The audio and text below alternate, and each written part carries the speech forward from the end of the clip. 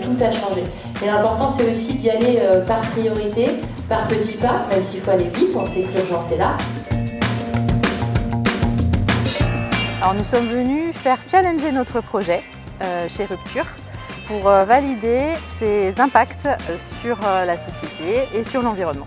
On a évalué notre projet autour de 9 fondements, les 9 fondements Rupture. Et il se trouve que notre projet va dans le sens de ces 9 fondements.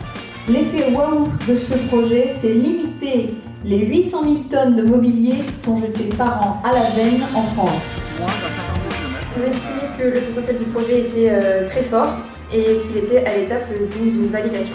Aujourd'hui, déjà, on a détecté quelques projets, moi j'ai entendu des projets et qui avaient un fort potentiel pour les autres adhérents. Et quand j'entends ça, ça veut dire que c'est des projets à potentiel et sur lesquels moi je vais focaliser notre attention, l'équipe, pour pouvoir les aider à dynamiser.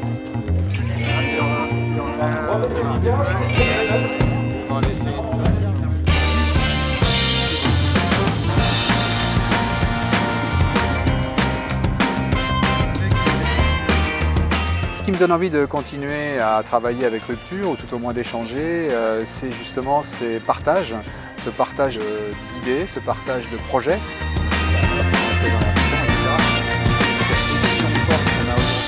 On cherche, on est un laboratoire à ciel ouvert d'expérimentation dans les entreprises, dans les collectivités, pour aller vers un mieux environnemental et social, et en essayant de bouger les lignes. Donc l'enjeu environnemental, c'est plein de bonnes idées au départ. Donc on a envie de dire des choses qu'on pensait être les bonnes, donc on a mis en place.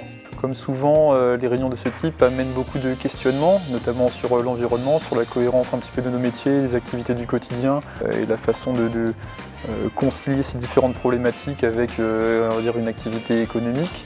Ça pose beaucoup de questions, ça amène à des remises en question par la suite, mais c'est justement via ce processus de réflexion, dans le sens qu'on avance et qu'on aboutit à des projets qui sont cohérents et qui sont dans l'air du temps, on va dire. Nous on réfléchit un petit peu et après on agit.